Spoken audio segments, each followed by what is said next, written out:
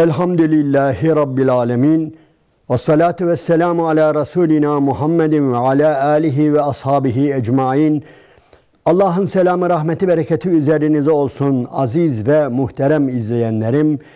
Hucurat suresi üzerinde sohbet ediyoruz ve bu sureye başlarken bir şey demiştik, hatırlarsınız. Allahu Teala bu sureyi öyle bir noktada, öyle bir pozisyonda indiriyor ki İslam ümmeti, Müslümanlar gerçekten bir zirve yaşıyorlar. Mekke fethedilmiş, Medine'de kainata örnek bir toplum ortaya çıkmış ve Allahu Teala şunu söylüyor. Ey insanlar, ey müminler, istiyor musunuz bu mükemmellik bu şekilde devam etsin? İstiyor musunuz bu zirvedeki duruşunuz aynen böyle devam etsin?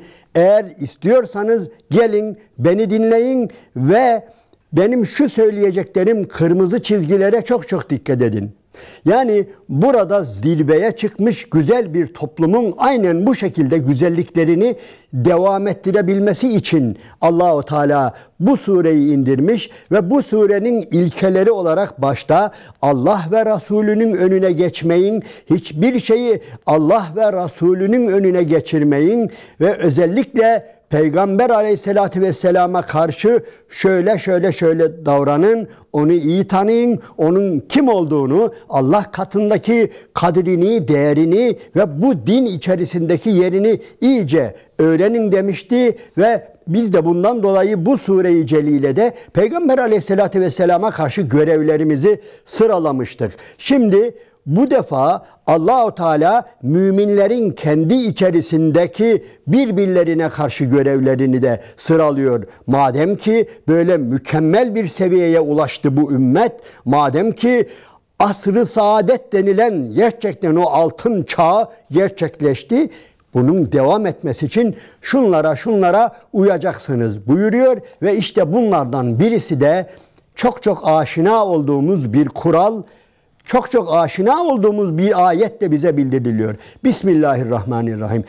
Ya eyyühellezine amenu in ca'ekum fasiqun binebe'in fetebeyyenu en tusibu kavmen bi cehaletin fetusbihu ala ma faaltum nadimin. Ey iman edenler! Fasık birisi size bir haberle gelirse, fasık birisi size bir haber getirirse onu iyice araştırınız ki olur ki o fasığın getirdiği haberden dolayı siz bir başka topluluğa bir zarar verirsiniz ve bundan dolayı da pişman olursunuz buyuruyor. Dikkat edecek olursanız muhterem izleyenlerim, bu ayeti kerimeyi İslam'la uğraşan, İslam adına azıcık bir şeyler bilen bütün kardeşlerimiz bilirler. Niçin bilirler? Bir de şunun için bilirler. Hani zamanımızda da durmadan bir yalan haberle, yani yalan haber hücumuna maruz kalıyoruz ya durmadan. Yani hatırlarsanız veya dikkat ederseniz bugün bu ümmetin, Müslümanların en çok çektiği çilelerden birisi de başkalarının getirdiği yanlış haberler, yalan haberlerden dolayı çektikleri çiledir, çektikleri ızdıraptır, ödedikleri bir bedel vardır. Ama burada bir noktaya dikkat edelim. Evet, biz bu ayeti kerimeyi iyi biliyoruz. Hayatımızda iyi kullanıyoruz. Sebebi nüzulüne şöyle bir bakacak olursak biraz daha iyi anlarız. Yeni Müslüman olmuş bir toplum. Bir toplum Müslüman olmuş, Medine'nin dışındaki bir kabile Müslüman olmuş ve Efendimiz Aleyhisselatü Vesselam onlara zekatlarını vermesi için, zekatlarını toplayıp getirmesi için bir görevli gönderiyor. Birisini görevlendiriyor. Velid bin Ukbe isimli bir zatı görevlendiriyor.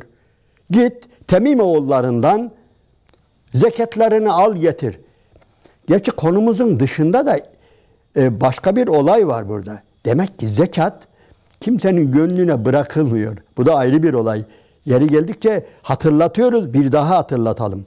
Demek ki zekat vermek İslam toplumunda bir müminin kendi vicdanına, insafına, tercihine bırakılmış bir şey değil.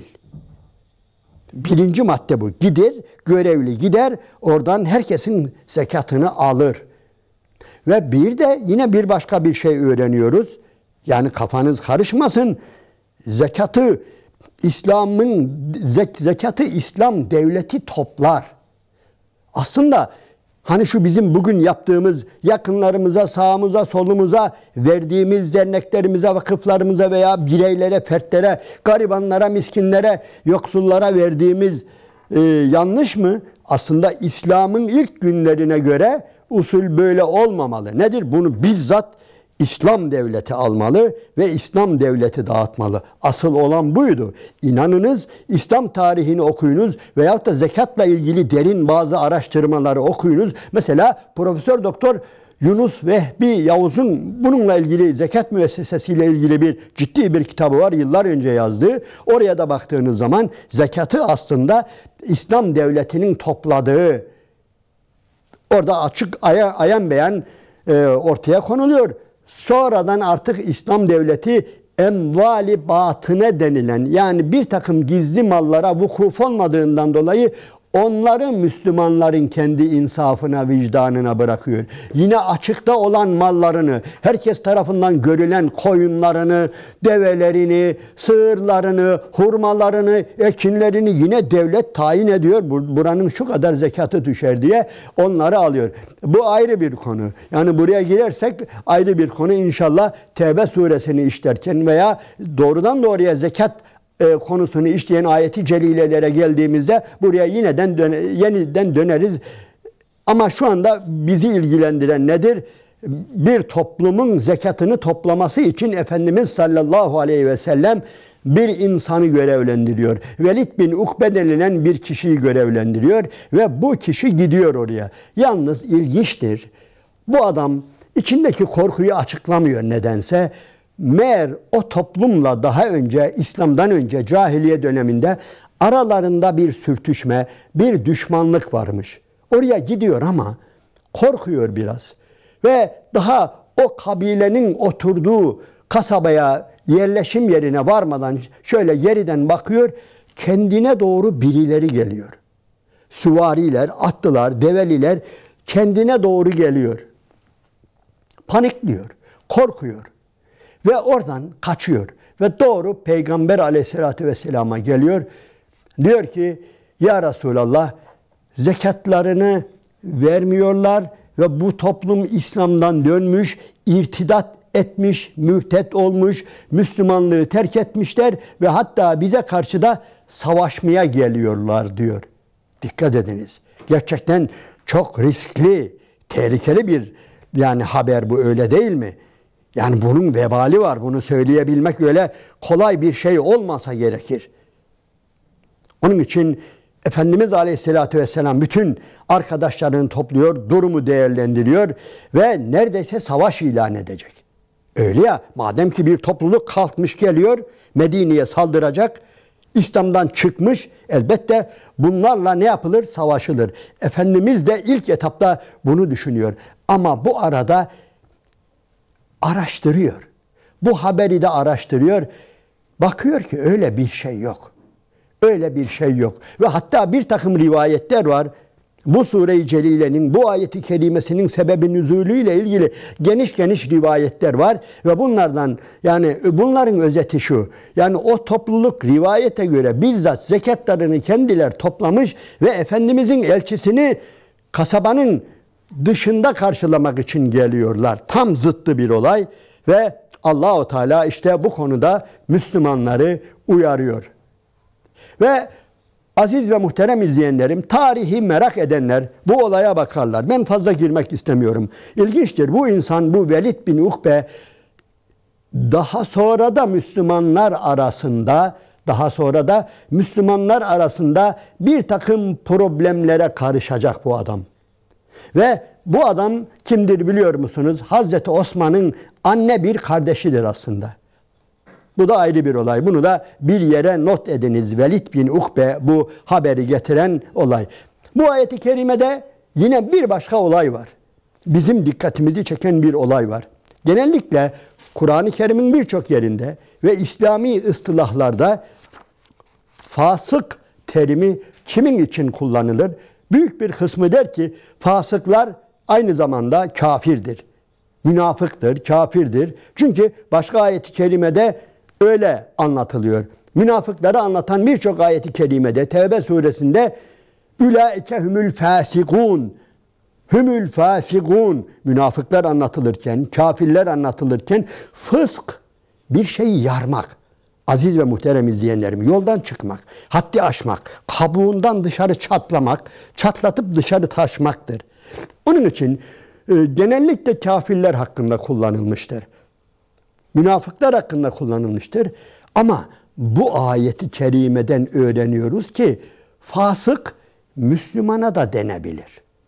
Yani bir Müslüman da fasık olabilir. Yani bir hırsızlık gibi. Yani kafirin hırsızı olduğu gibi demek ki Müslümanın da hırsızı olabilir gibi. Aynen fısk işi, fasıklık nedir? İşte bu bir Müslümana da fasık denilebilir. Veyahut da bir Müslüman fasık olabilir mi? Olabilir. Nereden görüyoruz? Bu ayetten görüyoruz. Birincisi bu ayeti kerime. Başka ayetler de var. Mesela Nur suresinde hemen baş tarafında Allahu Teala Müslüman ve gafil, hiçbir şeyden habersiz zavallı Müslüman kadınlara zina etti diye iftira edenler var ya, vellezine yermûnel muhsanat diye başlayan ayeti kerimede onlara işte 80 sopa vurun diyor. Hiçbir şeyden haberi olmayan zavallı Müslüman hanımlara, namuslu hanımlara zina etti diye iftira eden ve bunu da tabii delillendiremeyenlere var ya, onlara 80 sopa vurunuz ve onlar fasıktır diyor. Onlar fasıktır ve ama tevbe ederlerse fıskı da gider. Veyahut da ayet-i kerimenin devamında yani onların bir daha şahitliğini kabul etmeyin. وَالَّذ۪ينَ يَرْمُونَ الْمُحْصَنَاتِ ثُمَّ لَمْ يَأْتُوا بِاَرْبَعَةِ شُهَدَاءَ فَجْلِدُوهُمْ ثَمَان۪ينَ جَلْدَةً وَلَا تَقْبَلُوا لَهُمْ شَهَادَةً اَبَدًا اُولَٰئِكَ هُمُ الْفَاسِقُونَ. Ayrı bir sure, ayrı bir ayet-i celile ama burada da ortak nokta nedir? Burada da Allahu Teala bir takım günah işleyen Müslümanlara da fasık diyor. Başka ayetlerde de var. Yani buradan şunu ispat ediyoruz ki bu bir kelami tartışmadır ama biz oraya girmek istemiyoruz. Demek ki bir Müslüman fasık olabilir. Fısk işleyebilir. Fasık her zaman kafir demek değildir. Münafık demek değildir. Biz buradan bunu öğreniyoruz. Ve ümmet ittifak ediyor ki bu söylenilen zat, bu haberi getiren zat Müslümandır. Kafir değildir ama Allahu Teala bu kişiye bu amelinden dolayı, bu yaptığı işten dolayı ne buyuruyor? Fasık diyor. Fasık birisi size bir haber getirdiği zaman iyice araştırınız buyuruyor. Evet, yani illaki ciddi bir tefsir ilmi yapmak değil de kelimelerin kendisine bakarak buradan bir şeyler görüyoruz. Fasık birisi size bir haber getirdiği zaman inanmayın. Kaldırın atın, kulağınızı tıkayın demiyor Allahu Teala. Fetebeyyenu. Ayan beyan edin onu. Net ve berrak bir şekilde ortaya çıkarın. İyice araştırın buyuruyor Allahu Teala. Bizim görevimiz budur. Şüphelendiğimiz bir haber, özellikle riskli bir haber, özellikle bize bir bedel ödettirecekse bir haber, yani karşılığında bize bir şeyler yapmamızı gerektiren bir haberse bunu iyice araştırmamızı istiyor Rabbimiz. Hatırlarsınız bu ayeti kerimeyi özellikle yani İslami çalışma yapan bütün kardeşler kullanırlar. Niye? Çünkü gerçekten birçok yönden Müslümanlar yalan habere, uydurma habere, fasıkların haberine hep muhatap olmuşlardır. Onun için bu ayet-i kerimeyi iyi bilirler. Yalnız acizane benim şöyle bazı tespitlerim var. Yerinde kullanmıyoruz. Yerinde kullanmıyoruz bunu. Burada dikkat ederseniz Müslümanlar güçlü bir durumda. Bu ayet-i kerimenin anlatıldığı bir şeye bakın, olaya bir bakın. Burada İslam var. Peygamber aleyhissalatü vesselam var. Yani bir İslam'ın devleti var.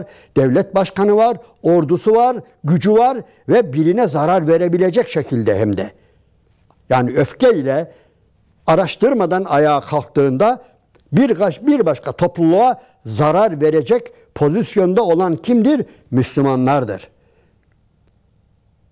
Ama biz ne yapıyoruz? Genellikle bu ayeti kerimeyi, yani özellikle güçlü kafirlerden gelen haberler karşısında da bunu kullanıyoruz. Aslında onun yeri burası değil. Tamam, yine kullanalım ama hemen bu ayeti kerimeyi okuyoruz. Oturmuyor yerine. Oturmuyor yerine. Nedir? Çünkü bu defa zaten zamanımızda karşıdaki kafir güçlü, münafık güçlü, fasık güçlü. Yani özellikle Müslümanlara iftira edenler güçlü bir durumda. Ve o haberle boğulmak isteniyor. Bir takım yalan haberlerle, uydurma haberlerle, yani ne yapılıyor? Müslümanlar imha edilmek isteniyor. Müslümanlar mahvedilmek isteniyor. Onun yeri daha ayrı. Bu daha büyük bir tehlike aslında. Günümüzde Müslümanların, kafir medyanın, küfür medyasının, uluslararası medyanın, bilmem neyin, yani yönlü haber ajanslarının yani hücumu aslında daha büyük bir tehlike. Veya başka bir tehlike o. Yani o bizim üzerimize, bize yöneltilen gerçekten çok çok daha büyük ve güçlü bir silah. Biz aslında böyle yerlerde sadece araştırma değil, aynı zamanda bize bir başka görev düşüyor. Nedir bu görev? Ey Müslümanlar, haber kaynaklarınız olsun, habercileriniz olsun, haberi sadıklarınız olsun sizin. Aman ha, başkalarına güvenmeyin. Özellikle dünyanın birçok yerinden haber alırken kendi kaynaklarınıza dikkat ediniz. Kafirlerin getirdiği haberlerle sakın hareket etmeyiniz. Evet, bu anlamda var burada. İyice düşündüğümüz takdirde, yani zorlama değil, bu ayeti illaki haşa böyle sündürerek bir yerlere götürme değil. İyice düşündüğümüz zaman bu ayeti kerime bize birçok şeyi emrediyor. Bunların başında Müslümanların bir gücünün, kuvvetinin, bir medya gücünün, bir haber ağının olmasını bizim üzerimize vacip kılıyor. Aziz ve muhterem izleyenlerim, iyi dikkat ediniz. Peygamber aleyhissalatü vesselam Medine'ye hicret eder etmez ne yapmıştı biliyor musunuz? Birçok şey yapmıştı da, mesela bir nüfus sayımı yaptırmıştı. Ama benim en çok dikkatimi çeken olaylardan birisi şu: Efendimiz Medine'ye hicret etmiş ve ondan sonra bir ekip kurmuş. Bir seriye kurmuş. Bir müfreze kurmuş. Ne yapacak? Savaşacak mı? Yok. Savaş müfrezesi ayrı. Savaşan mücahitlerin görevi ayrı. Savaş seriyeleri ayrı. Ama Efendimiz aleyhissalatü vesselam bu müfrezeye şu görevi vermiş: sizin göreviniz Medine'nin etrafını durmadan dolanmanız. Durmadan bu ümmetin, bu şehrinin, bu ülkesinin etrafında tur atmanız. Ve İslam'ın lehinde, aleyhinde neler olup bitiyor bize getireceksiniz. Görev bu. Etraftaki kabileler ne yapıyor? Bizim için ne düşünüyor? Ne tasarlıyor? Hangi iyilikleri, hangi kötülükleri düşünüyor? Bütün bunları bize aktaracaksınız diyor. Demek ki bu ayeti kerimeden aslında alınacak en büyük ibret bu. Yoksa yani sadece ve sadece haberi araştırma meselesi değil. Bu ayeti kerime bize böyle bir yükümlülük yüklüyor. İnşallah kaldığımız yerden bu Sure-i Celile'nin diğer ayeti kerimelerine devam edeceğiz. Allah'ın selamı, rahmeti, bereketi üzerinize olsun aziz ve muhterem izleyenlerim.